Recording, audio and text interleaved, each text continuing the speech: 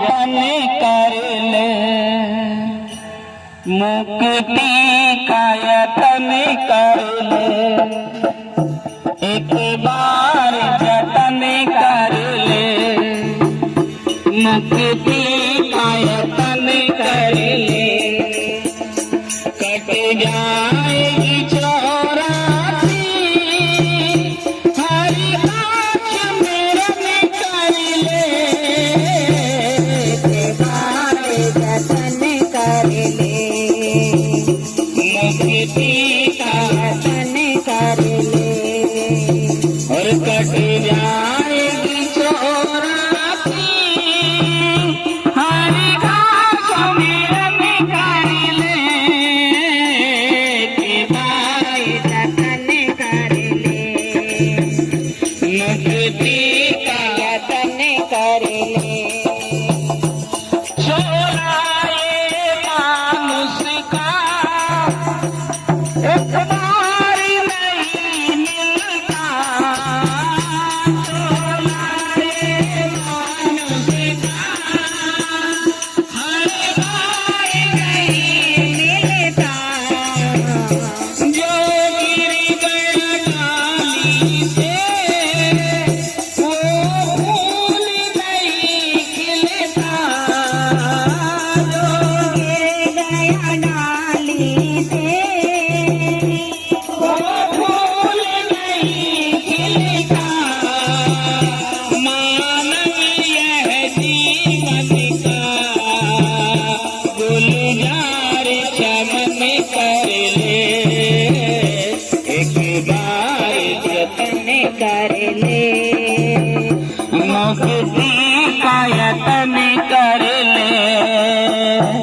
Cut जाएगी चौरासी हरि काछ मेरन कर ले, एक बार जतन कर ले, मुक्ति का यतन कर ले। इन कामों से ऐ मन सुन संतों की वाणी, इन कानों से ऐ मन सुन संतों की वाणी, मन को ठहरा करके बन जा पूरा ज्ञानी, मन को ठहरा करके बन जा पूरा ज्ञानी, जीवा न चले मुख में तो राम रतन कर ले, एक बार जतन कर ले, ओ मुक्ति का यतन कर ले, कट जाएगी चौरासी हरि काछ मेरन कर ले, एक बार जतन कर ले। कहा है एक बार जतन कर ले, मुख कट जाएगी चौरासी हरि का सुमरन कर ले। केवल एक ही बार यतन करना है, क्योंकि दोबारा करने का मौका ही नहीं मिलना। जिस दिन ये प्राण छूट जाएंगे, नरकों में पहुंच जाएंगे, प्रेत योनियों में पहुंच जाएंगे, भटकते रह जाएंगे, फिर इंसान बनेंगे तो 84 लाख योनियां भोगने के बाद अब ये आज मौका मिला है हम सबको। हम भटके पड़े हैं, इसलिए आपकी गली में ये संत आए हैं आपको जगाने के लिए कि अभी भी जाग जाओ, अभी भी मौका है, उस भगवान को पालो। हम जो कुछ कर रहे हैं वो हमारा कर्म तो है, लेकिन उसके साथ साथ हमारा एक सबसे बड़ा फर्ज है भगवान को पाना। कोई संत ये नहीं कहता कि आप अपने बच्चों के लिए कुछ ना करो, बच्चे आपके हैं तो करना भी आप ही को है, लेकिन कहा है जितना हेत कुटुंब से उतना हरि से हो। हेत समझते हो? प्यार। जितना परिवार से हमें अपने बच्चों से प्यार है उतना भगवान से भी हो। तो जितना हेत कुटुंब से उतना हरि से हो, तो चला जात बैकुंठ को तो पल्ला ना पकड़े कोई पल्ला नहीं पकड़ेगा। फिर आपको कोई यम के दूत आपको लेने नहीं आएंगे, आपको स्वयं भगवान का रथ लेने आएगा। कहाँ के लिए? बैकुंठ धाम के लिए, कि चलिए आपको बार बार अब नरकों में जाने की जरूरत नहीं है। लेकिन कब आएगा? जब आएगा जब आप भगवान को पालेंगे। और भगवान को कैसे पाएंगे? जब आपका कोई गुरु होगा। और जब तक गुरु नहीं है, याद रखना, बिना गुरु के कुछ भी नहीं है। अगर होता तो भगवान राम गुरु की शरण में क्यों जाते? भगवान श्री कृष्ण गुरु की शरण में क्यों जाते? अरे जब तीनों लोकों के नाथ स्वयं नारायण गुरु की शरण में गए, तो फिर हम कितने लोगों के मालिक हैं? अपने घर के भी मालिक नहीं है, सच पूछो तो है क्या? उस घर के भी मालिक नहीं है जिस घर को अपना समझे बैठे हैं। अरे उस घर की छोड़ दो, इस घर के भी मालिक हम नहीं है। जब उसका बुलावा आएगा 1 सेकंड में सांस बाहर निकाल लेगा और इसे मट्टी बनाकर फेंक देगा। हम इसे भी अपना समझे बैठे हैं कि ये घर हमारा है। अरे ये शरीर भी हमारा नहीं है, ये शरीर भी परमात्मा का दिया हुआ है। और उसकी जब मर्जी हो वो आपको छीन कर यहां से निकाल कर खड़ा कर देगा। और अगर कोई गुरु हमें मिला हुआ है तो हमें गुरु के बताए हुए मार्ग पर चलने से परमात्मा की प्राप्ति होती है। कहा है, गुरु बिन कहीं भी दान नहीं और गुरु बिन कहीं भी ज्ञान नहीं। गुरु के बिना जीवन अधूरा है। आप धन से जीवन को पूरा कर लें, ऐसा हो नहीं सकता। आप बच्चों से जीवन को पूरा कर लें, ऐसा हो नहीं सकता। जब तक जीवन में गुरु नहीं होगा तो आपके जीवन में विवेक जागृत नहीं होगा। और जब तक विवेक जागृत नहीं होगा तब तक आपको परमात्मा के दीदार नहीं होंगे। और जब तक परमात्मा के दीदार आपको नहीं होंगे तब तक आप नहीं सकते। नरकों से बचने के लिए हमें गुरु की शरण में जाना ही पड़ेगा।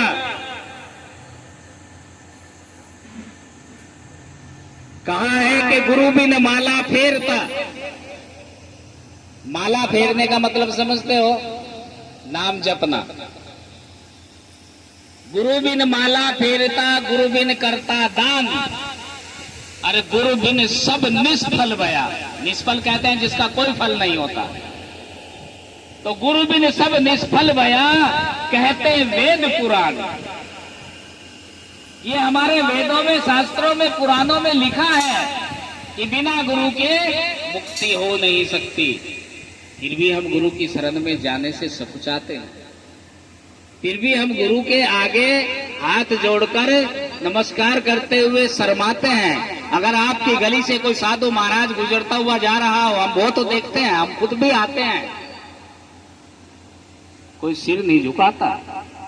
ये अहंकार भरा सिर कोई झुकाता नहीं है। संतों को देखकर कोई हाथ जोड़कर नमस्कार नहीं करता, क्योंकि ये अभिमान का पुतला है, अभिमान में भरा है। वो क्यों झुकाएगा? वो सोचता है ये तो भिखारी है, ये तो भिखारी है, भिक्षा मांगता फिर रहा है।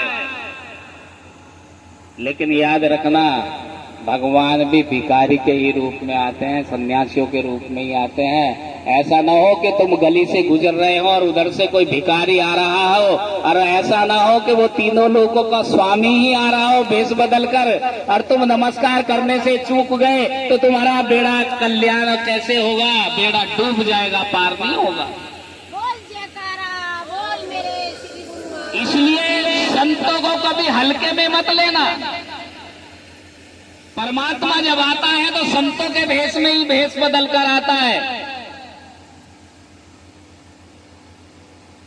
एक दफा की बात, भोलेनाथ जी और पार्वती दोनों इस लोक पर आए कहां से? कैलाश पर्वत से। एक ने बूढ़े का भेष बना लिया, साधु का, पार्वती को बुढ़िया बना लिया। जा रहे थे, जैसे आपकी गली है ऐसी निकले हुए जा रहे थे, साथ में नादिया भी था। नादिया का रस्सा पकड़ा हुआ था, भोलेनाथ आगे आगे, पार्वती दूसरी साइड में पीछे पीछे चल रही थी। तो गली के जब नुक्कड़ पे पहुंचते हैं, जैसे आपका ये चौराया तिराया है, तो वहां 2-3 जने बैठे, तो क्या ऐसी सवारी लेकर चलने का? पार्वती भोलेनाथ को देखी, भोलेनाथ ने पार्वती को देखी और मुस्कुराए, आगे चले। तो भोलेनाथ ने सोचा कि चल पार्वती एक काम कर, तू बैठ जा। भोलेनाथ ने पार्वती को बैल पर बिठा लिया। भेष काहे का है? साधुओं का। जब पार्वती बैठ गई, भोलेनाथ आगे आगे रस्सा पकड़ के चल रहे हैं नादिये का। तो अगले मोड़ पर, जैसे तुम्हारा अभी ये नांगलोई ये फाटकों वाली रोड है, उस रोड पे जैसे ही पहुंचते हैं तो वहां भी 2-4 जने खड़े थे। उन्होंने कहा, अरे कितनी मूर्ख औरत है, देखिए आदमी तो पैदल चल रहा है बेचारा बूढ़ा, और खुद चढ़ी बैठी है। वहां से थोड़ा और आगे निकले, ये नहीं कि पार्वती के लिए कहा कि ये बुढ़िया तो बैठी है, बुढ़ा पैदल पैदल जा रहा है।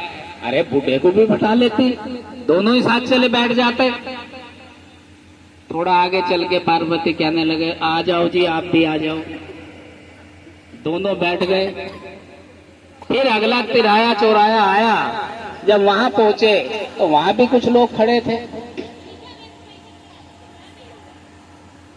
वहां के लोगों ने क्या कहा, अरे देखो देखो भाई, एक बेबोलता जानवर बैल पर, अरे 2-2 चढ़े बैठे हैं, इन्हें शर्म नहीं है? 2-2 चढ़े बैठे हैं बैल के ऊपर। अरे पैदल भी तो चल सकते हैं, ये बेचारा बोल नहीं सकता। आगे जाके दोनों उतर गए और भोलेनाथ कहने लगा, देखा पार्वती, जब हम पैदल चल रहे थे तो पैदल नहीं चलने दिया, जब तुझे बैठाया तो तुझे भी चलने नहीं दिया, जब हम दोनों बैठ गए तो दोनों को चलने नहीं दिया। ये संसार है, ये किसी को चैन से चलने नहीं देता, किसी को चैन से रहने नहीं देता। इतने लोगों में एक आदमी ने भी ये नहीं कहा, तुम बूढ़े संत महात्मा हो, आ जाओ एक घूंट पानी पी लो, या आपको हम नमस्कार करते हैं। बस ताने ही सुनाए। और यही सच्चाई है। जब हम भी गलियों से निकलते हैं तो बहुत लोग हमें भी कहते हैं, अरे चौका हट्टा कट्टा देख, महाराज बन गया, कमा के भी तो खा सकता था। बहुत लोग होते हैं, सब तरह की दुनिया है, और हम सुनते भी हैं। लेकिन हमें उसकी चिंता नहीं है कि वो हमें क्या कह रहा है, हमें उसकी चिंता है कि हम किसके लिए क्या कर रहे हैं। यहाँ भी भजन में लिखा है कि चोला ये मानुष का हर बार नहीं मिलता,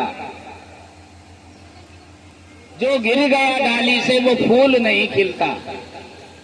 सोचो अगर कोई फूल पेड़ से टूट जाए तो वो सिर्फ मुरझाएगा, सूख जाएगा, वो दोबारा हरा होके खिलेगा नहीं। और ये मनुष्य चोला भी हमें बार बार नहीं मिलेगा, ये भजन में लिखा है।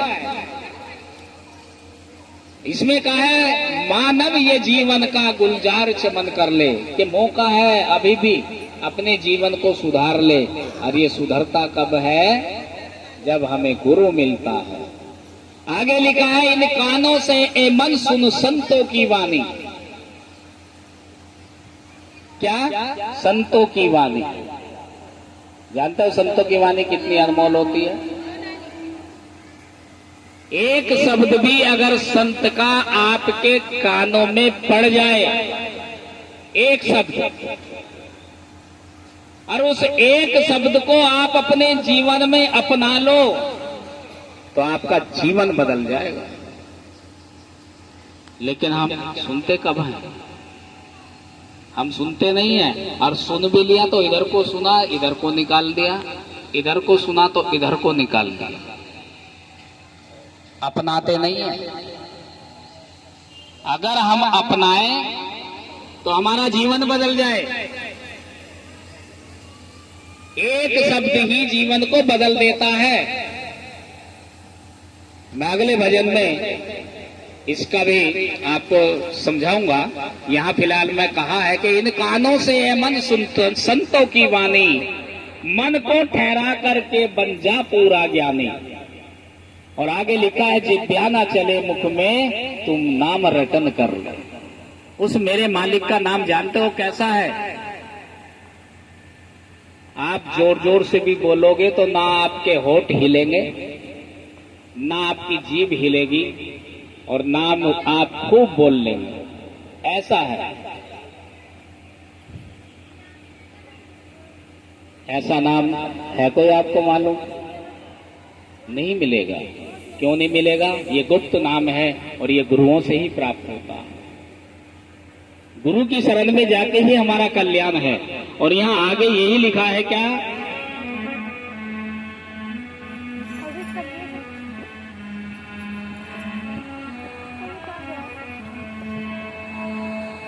मस्तान की टोली में तू नाम लिखा के ना, मस्तानों की टोली में तू नाम लिखा अपना।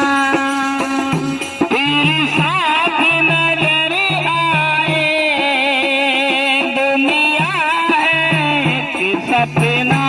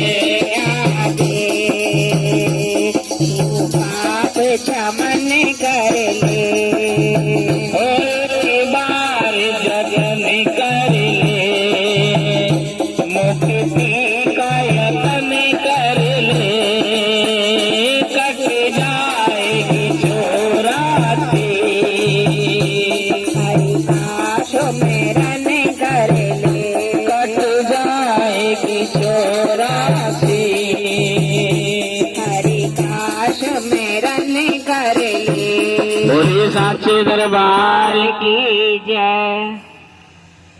तो देखिए।